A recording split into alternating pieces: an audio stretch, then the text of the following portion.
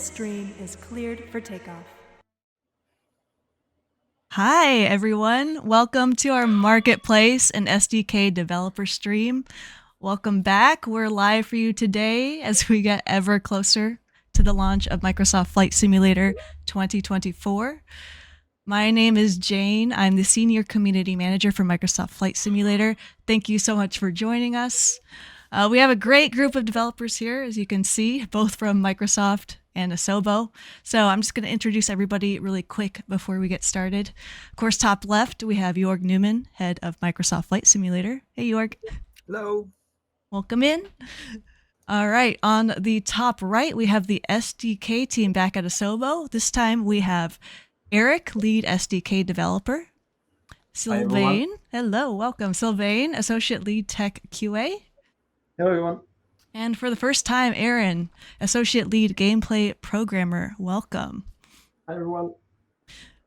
And on the bottom here, we have our marketplace team at Microsoft. We have Mabel, marketplace program director. Welcome, Mabel. Hi, hello. We have Julie, head of business at Micorosft Flight Simulator. Hello, everybody. And we have Todd, marketplace engineering director. Hello, everybody. Now, if you watched the Flight Sim Expo presentation back in June, I'm sure you might recognize their faces, but it's great to have you on one of our development streams.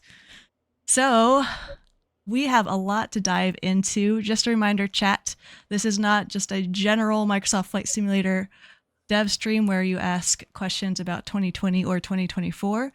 But if you do have a question throughout the presentation about the SDK or the marketplace, we will try to get to some of those questions after each section of the presentation. So feel free to ask those when you see it pop up on our screen here. Great to have everyone from all around the world. I saw lots of people saying already where they're from. Thank you for joining. But let's go ahead and dive in. Jorg, do you have anything you want to add before we get started? Yeah, I just want to say hi. Somebody said 19 days, 22 hours before launch. I was like, really? I thought it was 20 days. Anyways, we're close to 3 weeks away. We're all excited, lots of work.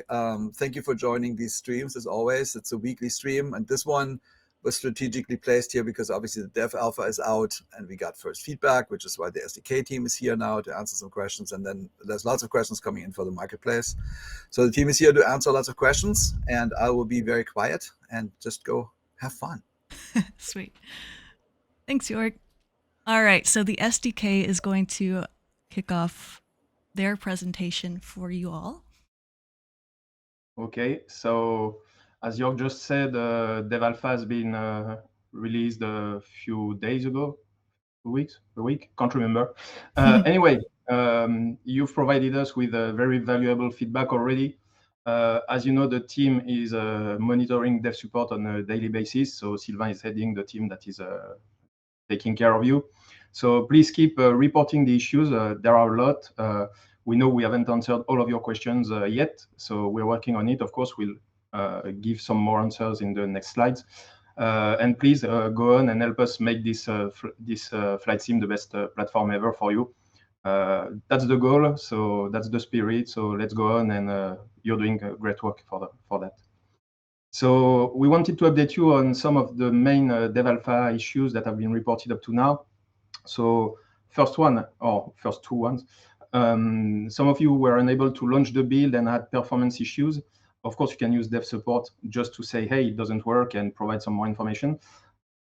Sorry, but you have a nice little tool in the upper right corner of the dev mode, which is called report an issue. It's not documented yet. It will be in very shortly. But please just click on this button and follow the path, and it will basically make sure that all the information we need to investigate your issue is gathered. And that will help us basically identify and resolve your issues. Another very interesting question that was raised straight after the Dev Alpha was released was, hey, now that the whole content is streamed, how can I learn from your packages since I can't access them? So the answer has been provided in dev support. There's a new tool called the VFS projector, which you can access from the virtual file system tool in the tools menu in the dev mode. So please just click on this button and everything is explained. I think all of the people here who tried it found it really useful, so please use it. Just to clarify one point, of course, this thing won't let you access encrypted files when they are uploaded on the server. So that will be useful for learning, but you won't be able to use it to see things that are encrypted. We've been asked about how can you control a new terrain feature, such as the ground displacement mapping, and other things. Not only that, there's exclusion of vegetation, there are lots of things. So we are reviewing and implementing all the missing options. So we are reviewing your suggestions, assessing if they should be there or not. Up to now, I think we always decided that they should be there, and that was another side. So we are implementing additional things. Then there's the question of incomplete documentation. We are aware of that. Everyone in the studio is really working hard to finalize and polish the sim for in 2 weeks, 22 days, something like that. And so yes, documentation is still updated on a daily basis, and we try to update it online as frequently as we can.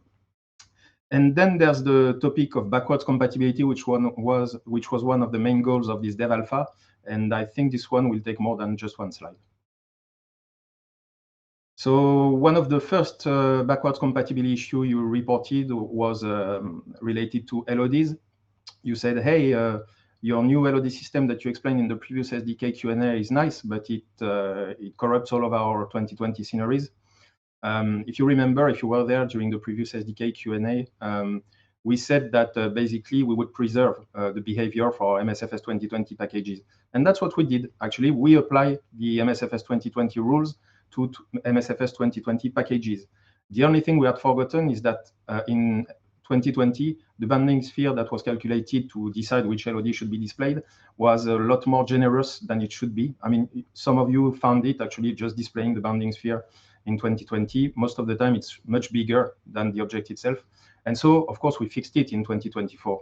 But by fixing it, we broke backwards compatibility. So good news, we fixed that again for Flight Sim 2020 packages. And in the next build, in the next dev alpha build, you'll get basically your 2020 packages, at least regarding LODs, will behave as they did in the previous version of the sim. Just to illustrate that, that's I won't mention the airport maker, but everybody will recognize. But anyway, the issue was reported with that specific airport on their support, and people were saying, hey, so if you look on the left, that's the current dev alpha you have.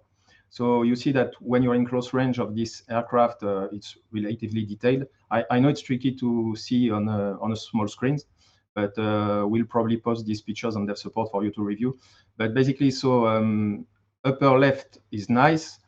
But lower left is actually blocky. It's a lower LOD or higher LOD, depends how you see it, but with less triangles, and basically the aircraft is not nice. And that's not how it worked in 2020. Now on the right, you see the result after the changes we made. So that's the next dev alpha that should be updated shortly.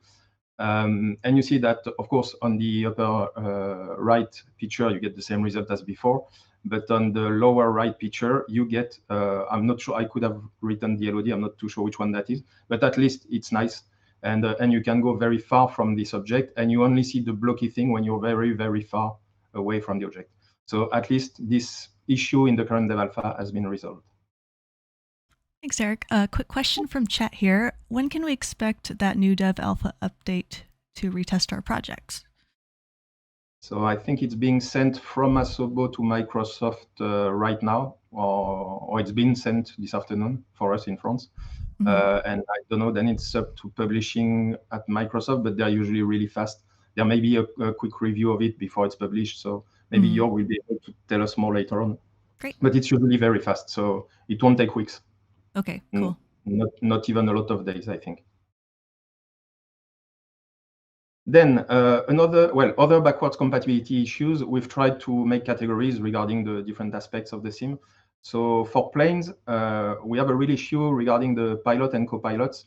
In Flight Sim 2024, we have this avatar that is your character in the career mode, but it appears everywhere in the sim, even in free flight. The thing is that we have 2020 aircraft that didn't want any pilot or co-pilot spawned by the sim. And there were several ways to do that. The really official one would have been to have a pilot section with an empty pilot entry. So which meant I don't want to have a pilot. So this has been fixed for the next dev alpha. If you have such an aircraft, you won't see the avatar spawning again. But there was another way of doing it, which we weren't aware of, which was to actually have a pilot with some string, but then have a pilot attached node, so a node in the GLTF model that didn't exist. In that case, 2020 would not spawn the pilot. And unfortunately, in 2024, it spawns the avatar at the root of the object. And so basically, this is still being fixed. So it will be fixed. It will be fixed, of course, but not in the next release, in the one after, I guess. In the same league, we have co-pilots that are not spawning while expected, which is the reverse problem of the pilot. So same thing is being reviewed and is being fixed right these days. Regarding cockpit lights that are too strong, yes, we've discovered the issue. So basically, same thing as before. You can see on the left the current dev alpha, and you can see the cockpit is burnt by light, and the keyboard letters are nearly, you can't read them really.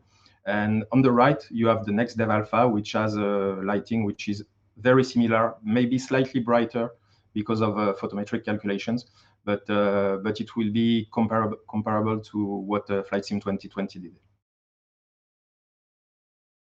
Next slide. Yeah, thank you. So we had also issues still on planes with windshield reflections, which were a bit too strong. So we had a look with our lead technical artist yesterday. He managed to find the issue and fixed it. Then I saw a lot of other reports that that haven't been investigated yet, but they're on our to-do list. So there's no normals on icing. We haven't had time to check it, but that's on our list. Displays that are too dark or black, actually, we think we have a fix that was put in this afternoon, so it won't be in the dev alpha you'll receive in the next few hours or days, but it will be in the next one. And for XML gauges issues, that's also a work in progress. We've made some fixes in the dev alpha you get, the next one you get, but I think it won't resolve all the issues, so there will have to be further fixes. Then, yeah, I think the very first issue that was reported on dev support, I think, was, hey, I've got rocks on my runway. How do I take off? So yes, of course. Well, actually, this one had been fixed on the main development branch when we released dev alpha, but we had not reintegrated the fix in the dev alpha build. So now it's done. So you can see here, that's the same airport WI32, I think, that was reported on dev support. So can't remember who reported it, but now you'll be able to take off without being bothered by boulders on your runway. Then you had animations not running in the background. That has been fixed as well. There was an issue in the animation code. So I know it will fix all the reports where you had tarmac workers or people in the airport that were not moving when the camera was far away from them. There may be issues left, we'll see, but at least a good part of it seems to be fixed now. But of course, we'll check on dev support that you agree with us. Ground vehicle sounds that were not working, we have fixed it as well. There may still be an issue for ground vehicles that are supposed to snap to ground, and you were using a mesh to replace the ground in 2020. It looks like instead of sticking to the mesh that is supposed to act as the ground, we now stick to the real ground, which is a bit strange. So we're investigating this one. It will be fixed in the next release. AI traffic behaving strangely has been reported for people who are injecting AIs with mainly with SimConnect. So this is work in progress. Not too sure where it comes from yet. So we hope we can fix it in the next one. Automatic cancellation of displacement mapping. So that's related to what I said at the beginning, where some of you asked for more control on the terrain. So that's nice for Flight Sim 2024 packages, but what about 2020 packages? You've made a nice scenery, a nice airport, and now we have this ground displacement that basically corrupts everything. What do we do? So basically what we've done, and actually it's written work in progress in the slide. It's been fixed on our end, but not on the dev alpha you'll get soon. So basically in the next one, I can assure that you'll have automated cancellation of displacement mapping over regions that come from a Flight Sim 2020 package. So it won't corrupt your scenery anymore for backwards compatibility. And if you're doing new sceneries for 2024, you will have the option to deactivate ground displacement mapping on a specific zone. Great. A couple questions from chat for you. Eric, Oh, hi, thanks for the Dev Alpha. When can first-party and third-party devs test their bush trips, landing challenges, and discovery flights? Is that something they'll be able to do in the Dev Alpha at some point? I'm wondering, I need to check this one because during the course of the development, we had to create a specific tool, but maybe we haven't made it available in Dev Alpha that would allow them to launch their challenge or activity or thing like that. Yeah, I need to check. It's called Mission Tool if people want to have. It's called Mission Tool, but it's in the editor's menu, so it makes no sense. But that was done during development and wasn't supposed to be public. Basically, to me, ideally we'd like those things to basically to test your new activities, missions, challenges, bush trips. We'd like them to appear in the main UI of the sim, but of course in Dev Alpha it's not possible right now. So that's why we had to resort to a specific tool for this. We tried. I see. Yeah, I mean, if people need that, we'll just have to enable it in the next build. Okay. Yes, it makes sense, and we'll put it in the right menu. Okay, cool. Comment here. They want to know if we're aware of a bug where there's 6 meters extra on every parking spot radius in the new SDK, so AI planes can't spawn at every gate. Not aware of this myself. So the thing is that for that kind of thing, it might have been a change made from another team. So we need to review that. I've noticed some restrictions about how AI planes can spawn. Right now, we're using basically the same build as people are using in Dev Alpha, so we don't have all the content. So it's not always easy to tell if it's caused by the content being different or rules being enforced differently. I spotted something suspiciously similar, so that's something I can have a look at. Okay. If it's not done already, but maybe it is, sorry if it is and I haven't seen it, please report on dev support and we'll make sure we connect to the right people who can explain if they changed something, if it was by mistake, if there's a reason, if it can be overridden. That's all the questions we keep asking people who changed something that according to us was not a wise move. Thank you so much. All right, next slide. Next slide. So regarding liveries, so we haven't talked much about liveries up to now. And on top of that, the documentation is missing right now. So the only thing I can say right now is that, well, the documentation will be coming at some point. I must admit it's not high in the, well, it's high in the priorities, but it's not the first one right now. So documentation is missing, but it hasn't changed much. It's very similar to what you could do in 2020, except that with the modular setup, if you're going for this modular setup, there are changes. And one thing about that, be aware that if you had a livery built for a monolithic or what we can call legacy, even if it's not legacy, sim object, this livery won't work if the sim object itself becomes modular. So at some point, the livery has to be redone for the modular version of the sim object. But yeah, so documentation is coming and not much changes to be anticipated. And you should have examples of modular liveries in the DA62 and Cabri G2 samples we provide with the SDK. But feel free, if you have questions, if you're blocked because of a lack of documentation, feel free to ask questions on dev support as well, and we'll try to answer with preliminary documentation. Then, yeah, there are two things that I added quickly when preparing the slides. I know some of you have reported backwards compatibility issues in the UI. So basically, you select your aircraft, and the thumbnail that is shown is not the right one. The title is not the right one. In the aircraft selector, or even on the world map I saw this afternoon. So we are talking to the UI team and trying to understand where this is coming from. We believe it's just that the system takes some of the new text that's been added to Flight Sim 2024 aircraft, and the fallback isn't properly implemented. So that should be simple to fix, but we just need to talk to them and implement the fixes, hopefully for the next Dev Alpha. And then we thought it would be a good idea to provide you with some kind of idea on what's going to change in the world, because as you know, if the world changes, your sceneries and airports are affected. So these days, if you remember the tagline for 2010-2020, it was that the world is big, but the world is also alive, especially with Flight Sim 2024, when we can make updates whenever we want and whenever we have new information about the world. So the vegetation mask was updated this week to match the latest aerials we use in Flight Sim 2024. Crop fields will be updated in the coming days and weeks for almost all regions of the world. In Europe, it may be only a subset, but we don't know yet. So nearly all regions of the world. Regarding TIN, we had new TIN in specific zones for world updates 17 and 18, and they will be integrated as well in the Flight Sim 2024 world. And for the DEM, some locations will be updated as well, and you have a map that shows more or less where those changes will happen. So I suspect blue, well, blue is the ocean, but green will be not too many changes, and red will be a lot of changes. So that's what to be expected in the coming weeks. And next slide, and that's for Sylvain. Yes. So yeah, hello everyone. Happy to be back on stream.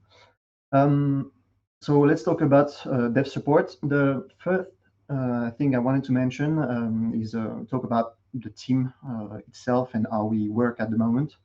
So the tech support / QA team, you know them. It's me, of course, and there's Boris and Alexandre that you've probably interacted with on dev support as well. So at the moment, we kind of split the roles. So Boris is mainly smoke testing the versions that are coming next to make sure that we don't introduce new regressions and catch basically as much bugs as possible. Alexandre is focusing on taking the fixed candidates for the bug reports you made on dev support, so that, for example, if Eran fixes something, we have to make sure he's doing Still being tested, not validated. So yeah, that's the job of Alexandre, and I'll be the one mainly focusing on dev support and tracking new issues and basically making sure that every single bug report ends up being in the bucket of a developer at Azobo. So at the moment we have roughly 150 bugs that have been reported, and I've processed roughly 30% so far. There are about a third of the bugs that are about aircraft regressions, and about a third of the reports that are about scenery regressions. So first, thank you for focusing on regressions on Flight Sim 2020 packages. I think that's where the most important work is for us at the moment. So that helps us a lot. And then the thing I wanted to say is that for now you are outpacing me and you're creating more bugs that I can process, but my goal is to have the vast majority of the bugs being processed by next week. I expect that the bugs being reported will slowly decrease, and our pace will slowly increase as well. So yeah, by next week I think we'll make a good progress. It's basically the same process as the flightings on Flight Sim 2020. So whenever we are able to confirm a bug and add it into our own backlog, we are adding the bug logged tag in dev support. And when a new build will go live, we'll flag the bugs that we think were addressed in this new build, and we'll ask you to make sure that we haven't missed anything. And yeah, something I can do a reminder about is the guidelines. So far, I'm quite happy with how people have been reporting issues. Thank you for you've provided a lot of details. Bug reports are rather clean. I just want to remind that first, if you can check that there's not an existing similar bug report that was reported in the Flight Sim 2024 section, to make sure that we don't have multiple bugs to track at the same time. Make sure also that you do not post bug reports in the question sections, because we will likely miss them. So if you think there's something that either the documentation is incomplete or it does not behave as you think it should, this is a good candidate for a bug report. Of course, provide as much details as possible. So the package name, what you did to replicate the problem, what behavior you expect also, because sometimes you are really familiar with your own product and we are not. So any details you can give us on what we are supposed to see, what we are supposed to hear, help us troubleshoot the problems. And last thing would be make sure that you create one dedicated topic for every single bug report. It helps us a lot tracking every single issue separately. Yeah, the reason for this is that we have our bug reporting system internally. And so when you report a bug, Sylvain checks, he confirms the bug, he has to create a ticket for someone, and the ticket is related to your topic. So if there are multiple bugs in the same topic, it's a bit tricky for him to follow if all your questions have been answered. So it's really important, even if it's the same package. And I'd like to answer a question I've seen in the chat just after. Even if it's different issues in the same package, please create multiple tickets. Just getting back, because it's really important, I think it's Raul, hi Raul, who was asking a question on the chat. He was saying, hey, do you have access to our packages when we report issues on dev support? Yes, we do. So you don't have, if the issue can be seen with your current Flight Sim 2020 package that is published on 2020, we have access to it, so you don't need to send them to us. I'd say that maybe the gray zone is the packages that were sent really recently to Marketplace ingestion team, and we don't have access, but we'll let you know if we need any more information anyway. Yeah. Great. A couple more questions there before we move on to the next section. Will all the pending documentation, such as the one regarding liveries mentioned, be available before launch? That's the plan. I hope so. Basically, to be honest, we have one tech writer, Mark, who's basically gathering the documentation from everyone in the studio, to more than 200 persons, rephrasing the English, putting everything in shape in our documentation so that there's consistency. So he's the single man doing that. So this day we're trying to help him for very important topics. Maybe liveries will be part of them, but for very important topics that we feel should be in the documentation on the next day, we do it ourselves, ask him to review what we've written, then he usually rephrases everything in English, and then we publish it online. That's the way we do. So yes, the plan is to have everything ready. I cannot say I'm 100% sure that will be done, but that's the plan, yes. Mm-hmm. Okay. Couple more questions. What was the reason for changing the current Blender lights to new and specific ones? They want to know if they're misunderstanding something, or if they have to delete the lights and replace them and export again. Is there a quicker way to do it? I'm missing my tech art person here, who is Yasmin, who you've talked to on dev support. Mm-hmm. She's the one who made that change, but I think the reason she did it was that there are now 3 different types of lights in Flight Sim 2024 for aircraft. And she had to have 3 different lights. And if there's no way to convert automatically existing ones to one of the new types, then I'd say it's an oversight. I'll talk to her and check why that was done this way. I don't have the answer right now. Okay. But I know basically we have that basically it's a change we've made for 2024, and we should have a way for you not having to delete and recreate the lights. If that's possible with Blender, I suppose it is. So I'll ask her tomorrow. Okay. Thanks. Last question. Will it be possible for us to define drive-through parkings using the new SDK? In 2020, we can only connect one direction to the network. Many airports have drive-through type parkings. I don't think this is possible at the moment, but this is a good opportunity to remind people about the ideas section in the support forums. We have a dedicated section for basically feature requests. So at the moment, it's not the main focus because we have a lot of bugs to process, but I hope we will be able to come back to all the feature requests that were added over years, and maybe also there are some of the ideas that were answered in Flight Sim 2024, and we want to gather feedback on this. I'm thinking about the electrical system, where there were a lot of people asking for features, and we've not had that much time yet to make sure everything was covered, but we want to get back at it. So go on the support and create as much feature requests as you want to. Great. I'm just going to throw in one more question here. From Got Friends, are you aware of the interaction intercept conflicting with screen emissives? There was a code added to the 2020 GT template that is conflicting with the knob button highlights, overriding screen emissives. If not, I'll make a report. Cheers. I think this was reported, and I even think it's a bug that is In On the Aaron's run. bucket. Maybe. I'm not sure, but I think like Jumper Stones fixed it, or Possibly. Maybe. possibly. But yeah, I think I've seen it as well. I haven't investigated. It's true. Yeah. It's true. Okay. Well, we will move on to the next section. And just one comment. SDK team, your pace of monitoring and acting on reports has brought us some positive impact. Thank you for that. Thank you. Thank you very much. Thank you. All right, EFB section. That's my part. That's why I run. Well, hi everyone. So maybe you've seen that right now in the Flight Sim we have an EFB, which is a new feature that we wanted to add.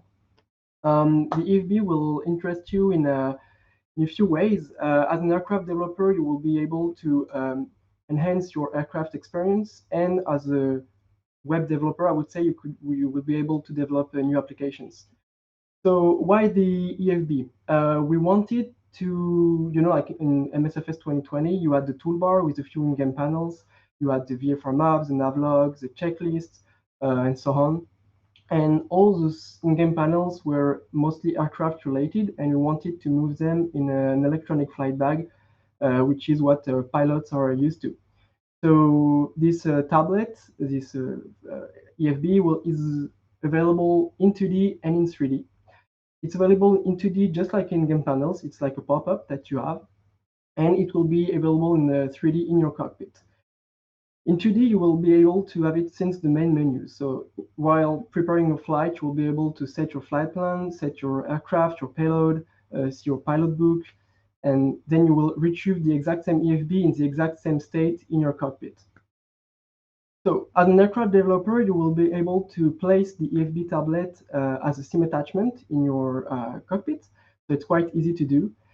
It's optional. I know like some cockpits are a bit small, like on the Extra 330, we couldn't have the tablet, for example, because even the 8.3 inch is too big. You don't have the room for an additional tablet. But that's why we propose. We propose two sizes. We have the 8.3 and the 10.9, depending on your cockpit size. If you have like a big aircraft like the 737, you'll be able to choose the big one. And you also have two orientations. You can put it in portrait or landscape, depending of what you want. So what is going also to interest you as an aircraft developer is we moved the checklist, the checklist, the fuel and payload, and we added flight performance into an application called the Aircraft app. It's available for every aircraft. And you'll be able to predicate your aircraft performance depending on parameters. So like the end wind, the QNH, the flaps, you will be able to set it manually or with a meter, depending on the specific airport. You will be able to select a runway and easily see with a little graph. You can see it on the left picture. You will be able to see the runway according to the airport you've selected, and display your ground roll depending on your weight, depending on the conditions, if you have too much wind, and so on. So this is something that will be interesting for your players to see if they're going to make it for takeoff and landing. Then we moved the checklist in-game panel into this aircraft application. So it's mostly the same thing as before. We've added a level of details. So a player can select between standard, advanced, and expert. And it will have like more or less items, more or less complex items that we'll be able to interact with.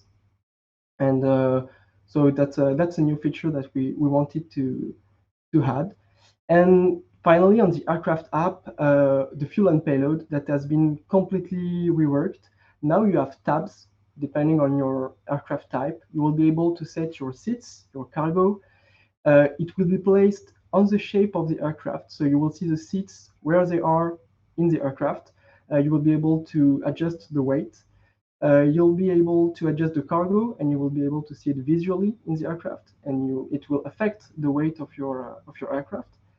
If you have an electric airplane, that's something we are going to see more and more. Maybe you'll be able to set your batteries. If you have a glider, your ballast. If you have a CL415 and you want to extinguish some fire, you will be able to change your liquid tanks, and finally your empty weight. This shape you will be able also to generate this shape. So the screenshot on the right is the 737, and you'll be able to, for your aircraft, snapshot the shape of your aircraft and place it in the EFB, and it will be placed automatically with your seat's position. I think that's most of it for the aircraft app. Okay, quick question from chat. So those who do choose to put this in their aircraft, will users be able to toggle it on and off or hide it whenever they choose to? Yeah, so you can pop the EFB in 2D, or if you have in 3D and it bothers you, you don't want to have it in your eyesight, you can press, like, there is a little button, and it will disappear, and you can I think you can re-click on the cupboard, and it will be retoggled. Okay. We are still thinking a bit on how to hide it because it's not quite obvious, but we have also interaction conflicts when you click on the tablet. If it's too close to this emissive part of the EFB, it could create interaction conflicts. So it's kind of a tough question, but we're still working on it. But right now you can click on the right button of the EFB, and it will be hidden. Okay, thank you. And lastly, well, as a aircraft developer or whatever else developer you want to be, you can develop your own applications. So the EFB is provided with an API and a template application, so you can start developing your own application. Applications you are going to be able to publish them on the marketplace, like any other content. It will have a section dedicated normally, and those applications will be available anytime or only with a list of provided aircrafts. I know it was a demand to have your applications only available when your aircraft is selected. It can be one aircraft or a list of aircrafts. And finally, EFB and WASM. Right now, the EFB is JavaScript based, so we cannot integrate WASM, but that's something we have into our scope. We are not going to be able to make it for launch, unfortunately, but that's something we are working on, and we would love to deliver you guys later. I think that's my last slide. Okay, thanks, Saran. We have a question in chat from Ace of Spades. If I understand correctly, it was mentioned at Flight Sim Expo that the EFB can be accessed externally of the sim in a web browser or on a phone or tablet. I've not heard anything about this since. Is this still the case?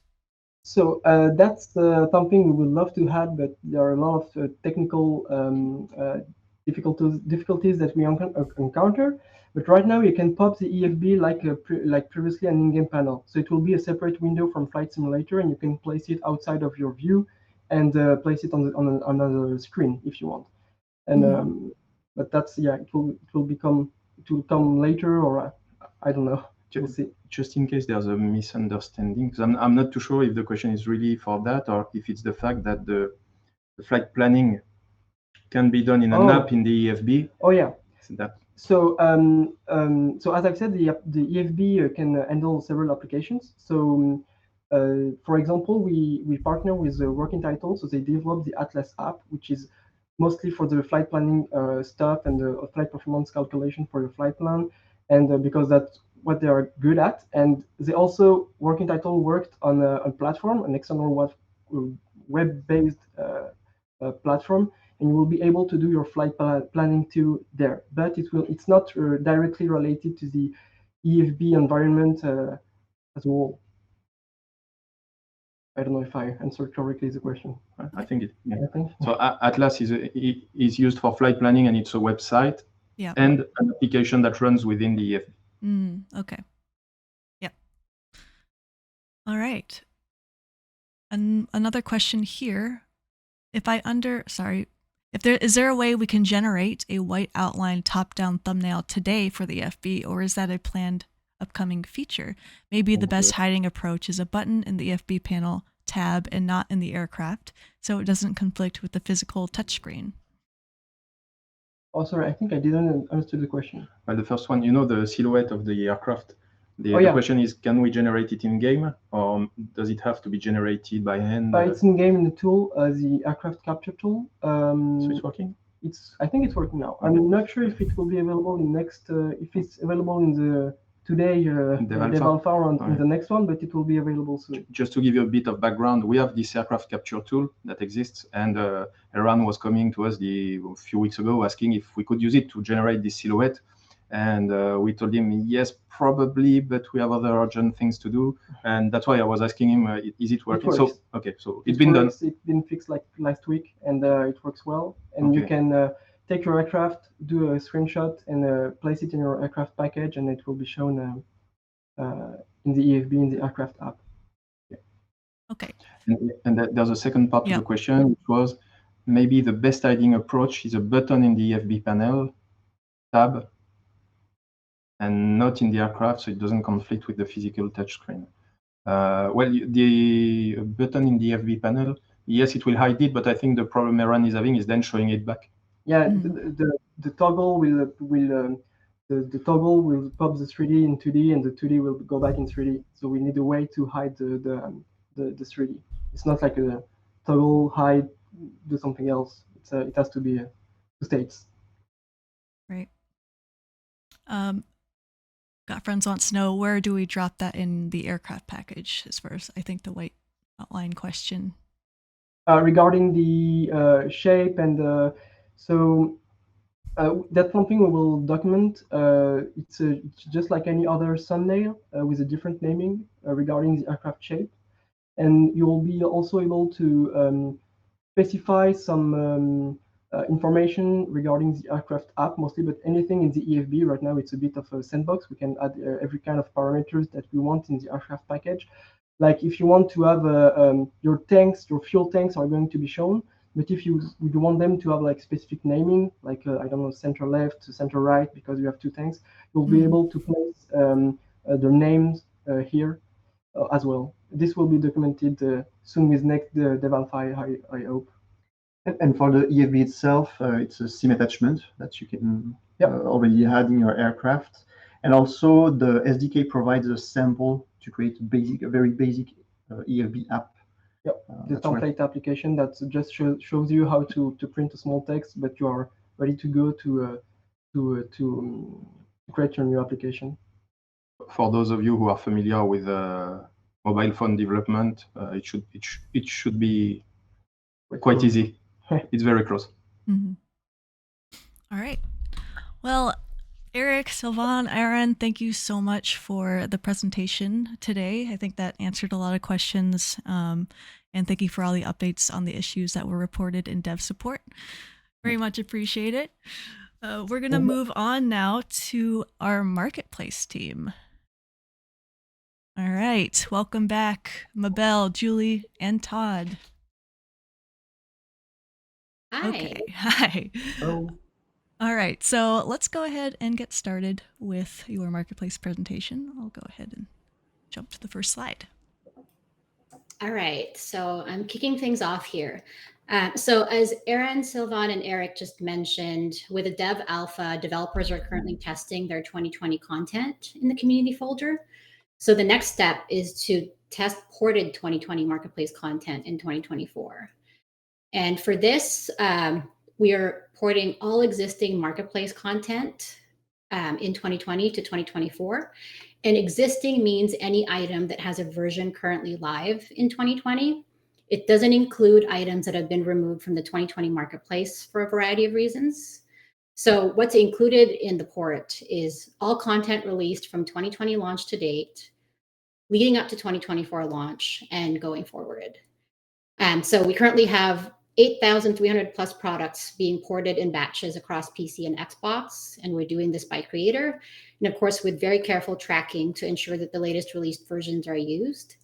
And we will notify each partner as their content becomes available for testing. Next slide, please. Okay, and so ported content will automatically be available in my library for testing. No additional steps will be needed for 2020 owners. Developers will be asked to verify their content for streaming and overall functionality. And we have a new workflow for developers to sign off on their ported content. It will be an option in the Marketplace content portal, basically after you've tested that your ported content works as expected, as well as streaming. You will be able to provide sign-off in MCP. And after that sign-off, the content will be made available in the Marketplace for new purchasers. So just to recap, 2020 content owners will automatically own the ported version in 2024. It will be available in my library with no developer sign-off required. But developer sign-off is required for that content to be available in the Marketplace for new purchasers. At launch, I just want to set some expectations. We are expecting very few to no new 2024 content to be available. The expected Marketplace content that we'll have at launch time is first party and ported 2020 content that has been signed off by the developers. 2024 upgrades and 2024 native content will be post-launch. So besides creating net new 2024 content, developers can also make upgraded versions of their 2020 content specifically for 2024. And in addition to the standard purchase price, you can specify an upgrade price for owners of the 2020 content. So the upgrades can be paid or free. This is up to the developer. And of course, Microsoft content upgrades will always be free. And the ported 2024 versions of content will continue to be available at no charge if you already owned it in 2020. So this is whether or not a separate upgrade is released for that product. And there are no questions. I can hand off to Todd for more details on the 2024 content pipeline and process. Thanks, Mabel. Sounds good. Throughout this presentation chat, if you have any questions, feel free to ask, and I'll get to those at the end of their presentation. All right, Todd. Great. Let's go ahead and move to the next slide. So many of you here are familiar with the Marketplace content portal. It's the website for registered Marketplace partners to upload and manage their content for 2020. And you can see here an example of some Coronado products that a user from Coronado would see when they log into the website. Next slide, please. And let's actually come back to this one in a second. Let's go to the next one. So if you notice at the top of this screen, there is a new entry, 2024 Marketplace. So some of you may also notice that the first entry there where it says 2020 Marketplace, that used to say Content Browser. That change was made a couple of weeks ago in preparation for 2024. And shortly, partners will see additional options in the content portal that will allow them to access a new page that will let them upload their content. So can we go to the next slide, please? Mm-hmm. So here is an example of what that page will look like. As you can see, there's already content here. This represents the ported content for, in this case, Coronado. So the content that was in 2020 that was ported to 2024. And one of the reasons that we show this here is that this will be the entry point for you to submit your upgrades for to submit a 2024 version of your 2020 product, and then specify whether you want to have a price for the upgrade or whether it will be free.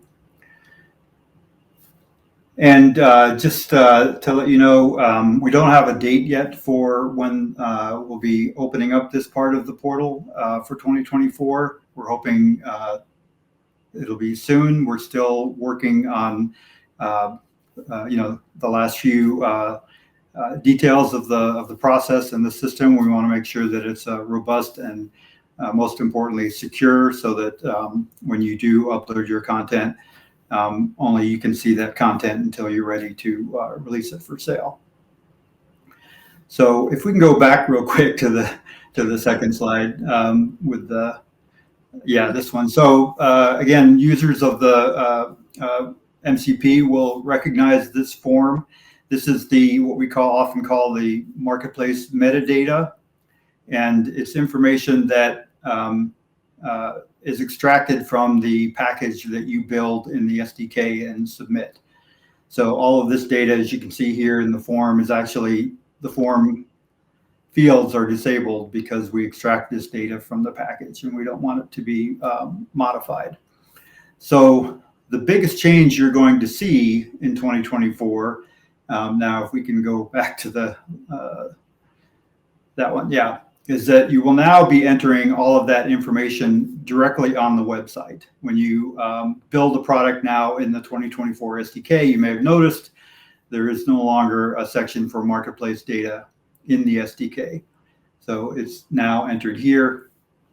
And in addition to that, this is an example of the form you'll see when you are creating a new product. Next slide.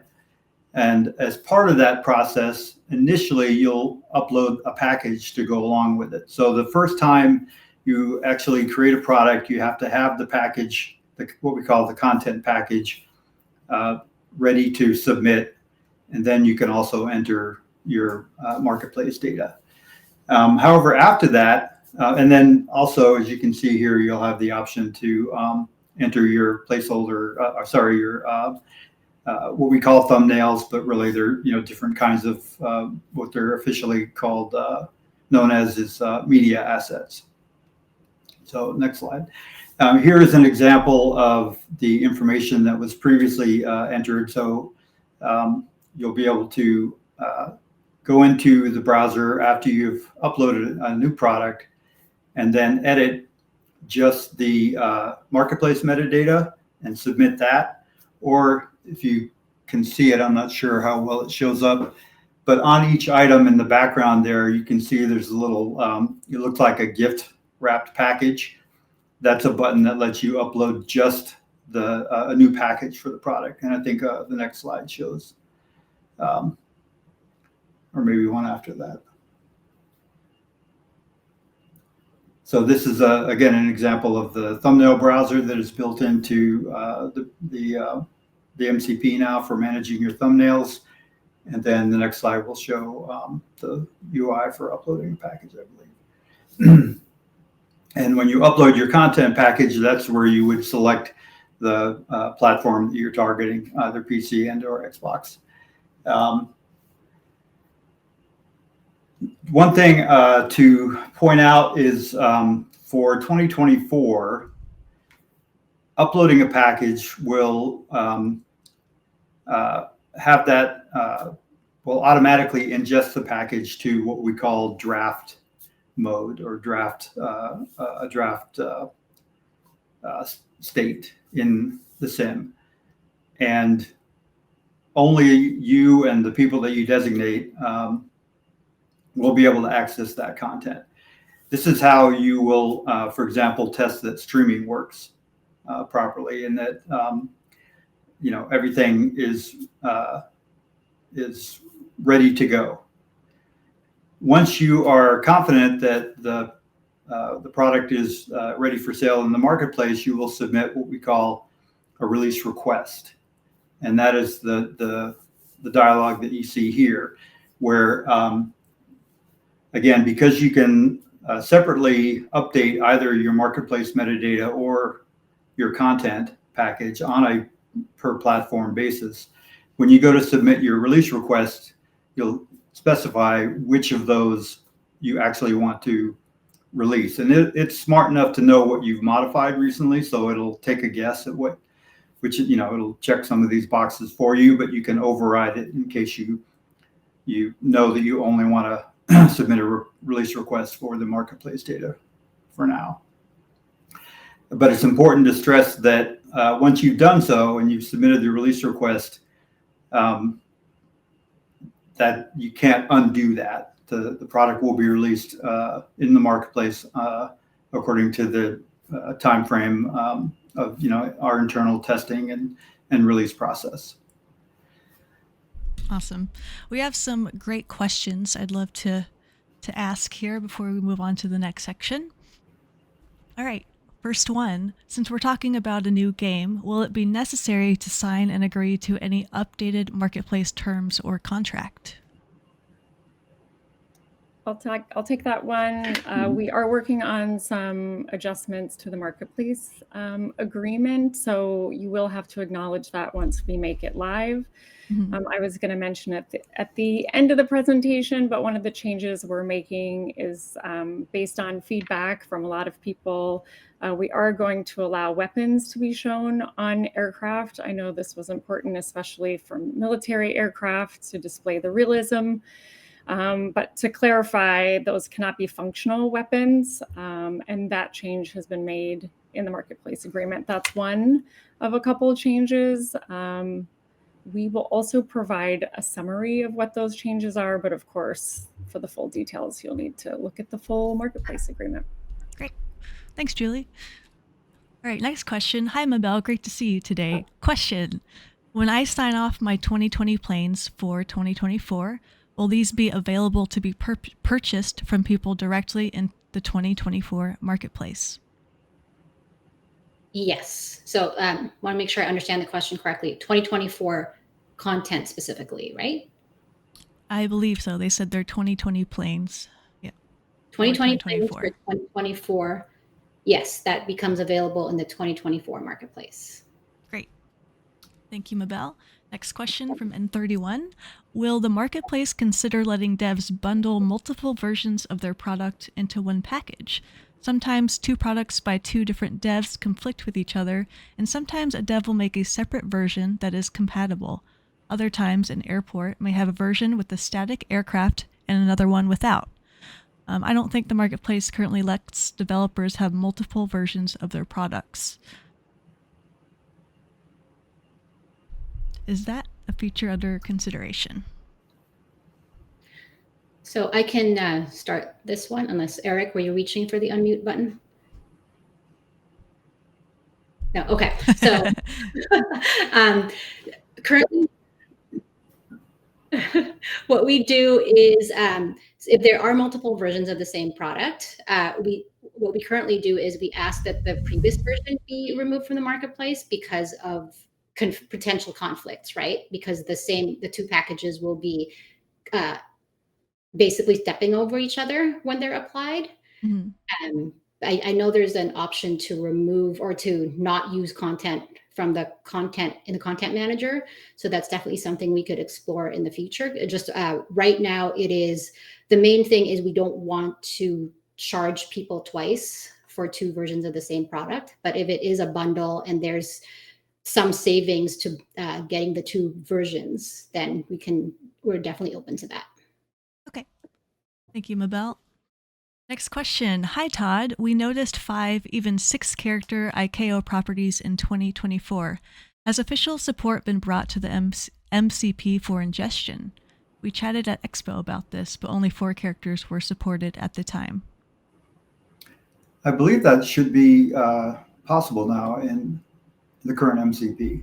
I remember discussing this with our CM team, but I can double check on that. Okay. Thanks, Todd. Next question. Can we expect faster content updates in the 2024 marketplace so that users that buy content there are not disadvantaged in that sense over purchasing directly from a developer? Currently, it does take a certain number of weeks for content to become available.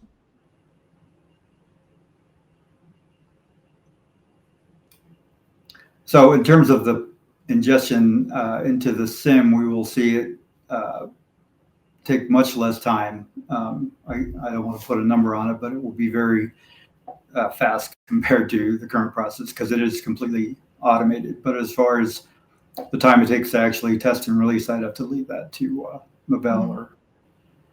Right. Yeah. So as Todd mentioned, the upload and ingestion process is being optimized and automated for the most part, but there is still the part where the developer needs to do the functional testing of the product and provide sign off on that. So that part is obviously up to the developer. But with the processes we're putting in place, the idea is it'll be quicker in 2024. Right. Okay. Just a couple more questions here. Can we now target Xbox only?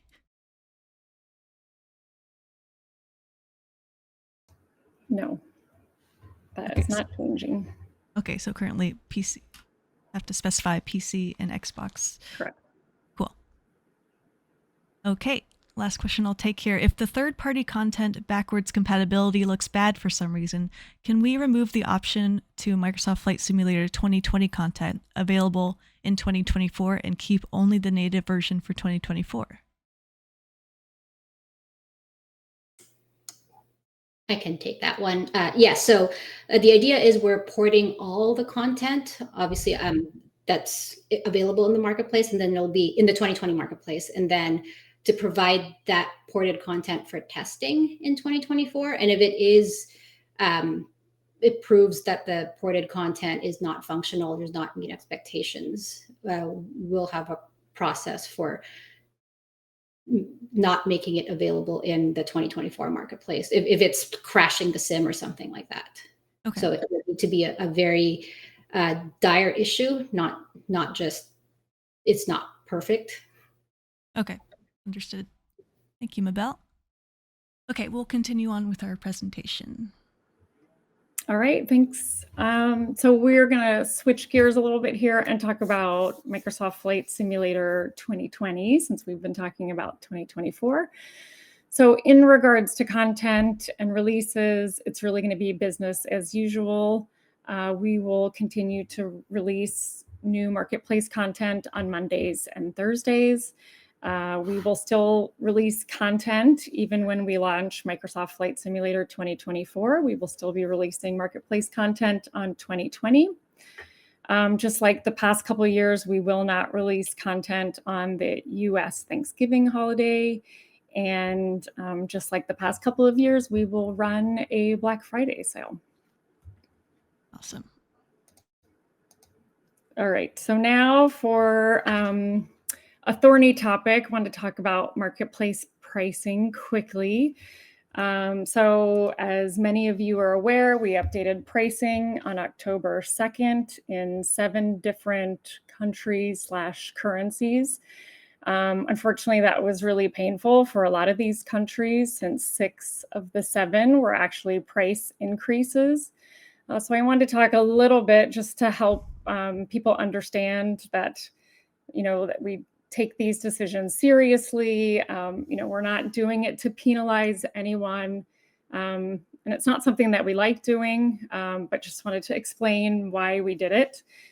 So for one, on the euros, it was brought to our attention that we were priced lower than other marketplaces. And that seemed like a competitive advantage that we needed to remove. We also made pricing changes for some weakening currencies, and there were also some VAT changes that we had to take into account. So you can look at the conversion or the devaluing currencies here for the Turkish lira and the Brazilian reals. I know our fans in Brazil are really upset. There's 2 things going on here. One is the devaluation of the currency, and in addition, the VAT rate was increased from 11.25% up to 17%. So that is money that we have to pay to the tax authorities. And the other thing to keep in mind here is just the way that our payout system goes to our add-on developers. We pay our add-on developers based on the USD list price of the item. We do not pay the royalties based on the money that we collect. What this meant in Brazil is that we were losing money on every piece of content sold in the marketplace until we made these pricing changes. Obviously, that's not a sustainable business for us, and it had to be resolved. So it's an unfortunate situation, and I really feel for those that are impacted. But right now, it's the reality of our situation. Now I just want to switch gears a little bit. I know there was a forum thread talking about pricing and pricing confusion. So I wanted to try to address some of those concerns as well. When you're comparing prices, regional prices to USD list prices, I think this was resolved in the thread on its own, but clearly you need to remove VAT from the European price if you want to compare apples to apples, because the US price does not include US taxes. Those are added on after the fact. Also, we set prices at the euro level. They are not country specific. There are a couple reasons for this, but the main is a platform limitation on Steam. That is how we set pricing on the Steam platform. It's by currency, not by country. And we wanted to keep that consistent across the Xbox and Windows Store as well. So when setting pricing, there are different VATs depending on the country you're in. We just assumed an average 20%, but we know they can be higher or lower. And obviously what Microsoft collects is different, net of taxes based on each currency, or each country, I should say. Also, like, prices just do not change as exchange rates fluctuate, right? Like, the game has been in market for 4 years. We didn't change Argentina or Turkey's pricing until we were 3 years in. So those prices were consistent all that time. Hopefully that makes purchasing predictable. I know if I was going to Starbucks to buy a coffee every day, I wouldn't want the price to fluctuate depending on the exchange rates in my country. So there is consistency here, and we haven't changed them for a long time, which unfortunately makes the price increases even that more dramatic. So we are going to look to change these more regularly in the future. Just some other confusion that was brought up. There is not different pricing depending on the user. It's consistent pricing for the same players, or for players that are on the same platform with the same currency. There is one exception to this rule in that Steam has certain currencies where they have certain increments that we have to abide by. And so there's countries or currencies like Vietnam or Korea, Taiwan, and Japan, where the pricing on Steam might be a little different just due to these increments. But otherwise, in the country or the currencies that were brought up, this was not the cause of that. There was a pricing difference noted, and we did some digging and found out that one of the price points, the $17.99 price point, was not updated for the Windows Store and Xbox Store purchasers. We've since corrected that, but that, I think, is the difference between users that we were seeing. I'm guessing one person was on Steam and the other person was on Windows or Xbox. That has now been fixed. So there is not any inconsistent pricing other than the exception I mentioned.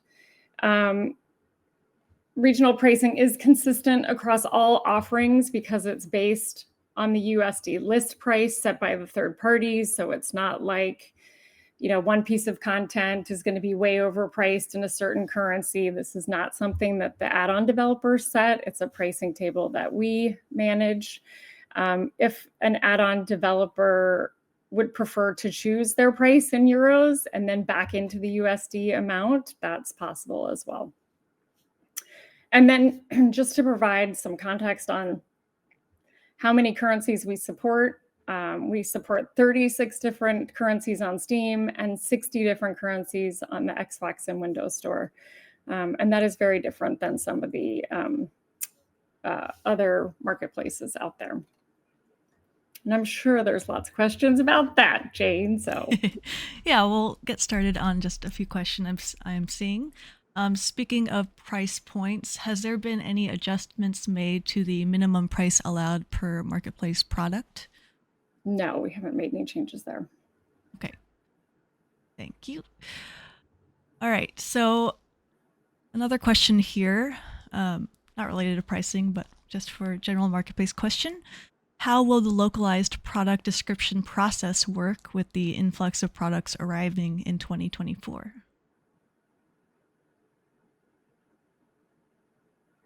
Mabel, I think that one's for you. This is a localization question. So since there's going to be a massive influx of products coming when 2024 comes out, how will localization of these product descriptions be handled? So the localization process is largely the same as it is for 2020 in that we take the English descriptions and we send them off for localization to the 3 marketplace languages that we support. And we will just keep doing what we're doing in terms of the localization itself. There are some tooling updates planned, but in terms of the translations, it's fairly the same. Okay. So we'll see. we will be making a change where or in 2024, it will no longer be necessary to plug the localized text back into the package. So that is one difference. Jorg, did I hear you? Yes, I'm back. Okay. Hello. Hey, I'm all Jorg. sniffly. I'm sorry. All good. Nobody wants to see my nose running. Yeah, I mean, on Log, honestly, I mean, as you know, I'm from Germany, so I pushed for this. And I probably drove everybody crazy by saying, let's localize everything that goes into the marketplace. I actually want to review this. I mean, we've basically changed the policy already. We used to wait till the log is finished before we did anything. And sometimes that took a while. So that was a delay that was not needed, and we whacked it.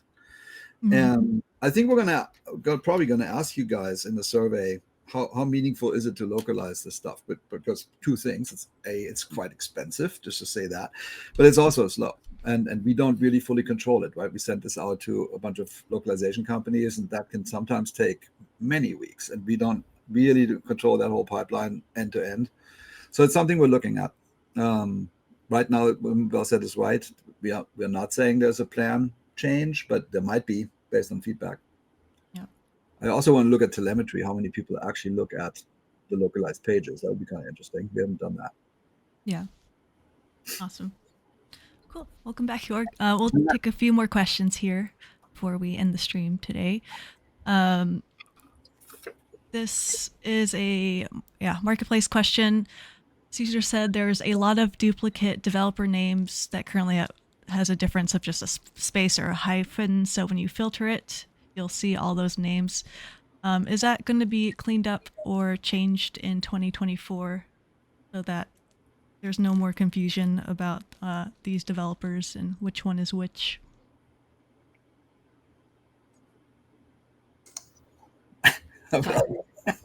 So I was just going to ask if Todd wanted to take this one, but yes, we are looking at, I'll start and Todd can add to it. We are looking at the marketplace creator names, as was it Cesar who pointed it out. There are some things that get through where it's the same name, but there's a space in one and there's not a space in the other. So for 2024, it is a more, the marketplace creator name that gets submitted will get more scrutiny. Okay. Back to the discussion of weapons in the marketplace. Will that update for 2020 as well, or just 2024? That's both. I mean, basically, we had lots of people writing us, both first-party partners and third-party folks, that, warbirds don't look the same. Modern jets with that typically have weapons don't look the same, and we agree. And so we checked all of our contracts. Are we actually breaking anything? The answer was no. So it was just a decision on us, and we decided to go change it based on your feedback. Great. So it's both. Got some users wondering how marketplace applications are going, if they need to resubmit or continue waiting from their 2020 applications. So we still have the queue of partner applications. We've just been busy preparing for 2024 launch, and you don't need to resubmit. We may need to reach out to partners, and Jorg can jump in on this, to make sure that people are still around and interested if there have been applications that have been sitting there for a while? I mean, I think right now the focus is on launch, as you know, and then after that, Mabel's team will have hopefully more bandwidth to look at applications again. I mean, obviously our intent is to let as many people in as we possibly can. It's just sometimes you have to focus on other things.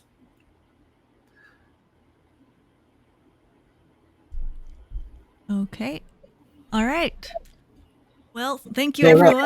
I had a bunch of stuff. Like, do you? Okay. Yes, I do. Sweet. So I was lurking as you guys were talking. So a couple of things. So somebody said, "Hey, free content. Why are you guys not talking about this?" So I would just say we did allow free content in. As a matter of fact, Jayne and the community team did a survey where we said what are the most popular freeware developers, and then we let those folks into the marketplace. So that has happened. Doesn't mean everybody is in, but we've started. Maybe we'll do it again. Just to get the next batch or something. I don't know. There is something that I wanted to say, which is interesting. So there is a potential change. Julia, I want to talk about this. We had in all of our scrubbing of marketplace agreements, this, that, or the other. We actually did talk about GPL3, and there's some news here that is interesting. Back in the day, we had fly-by-wires A320 in the marketplace, and then we had sort of a moment of wait. They have GPL3 stuff in there. Then they switched over to MIT and back. That caused a bunch of confusion. We checked with a bunch of lawyers, and I think we might change our policy on this. It's not done. But if it's done, that's good news, because that could mean that we can get some other things into the marketplace, and that's fine. So just saying that. So totally random. Somebody asked about satellite imagery between the two SIMs. It is.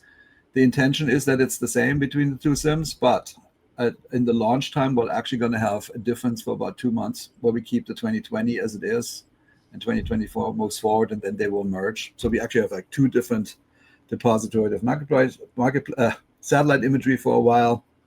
Going to be interesting. I just wanted to say, Edson, I saw your thing about Xbox only. When we did this whole thing with Xbox, I mean, there were 2 things, right? Xbox fans didn't want to be disadvantaged that lots of stuff only comes out on PC, which was at the beginning that was the case prior to WASM. That's no longer so. We'll review it specifically. If you have some good ideas, you guys always have good ideas, Parallel 42. So let's talk, see what comes out. So it's not like the door is shut and we shall never talk about it again. Let's talk about it. Then Dev Alpha, that came up. So Dev Alpha has been submitted by Sobo. Eric said that earlier. We think it's going to be published today at about 4 p.m. Whenever that is, 4 hours from now or some such thing. Pacific, so today, Pacific, that's right. Then also Eric or somebody said Atlas a few times. The thing is in fact not called Atlas. This is an internal name for this the application that Workentitle is working on. Is now called Planner. Planner, creative, eh? Yeah, Planner. Just in general. So I think you heard this through the whole presentation. Backwards compatibility is our top priority. We promise that your stuff needs to work. The team is focused on it. You see the marketplace team is working their asses off to get the marketplace fully up and running.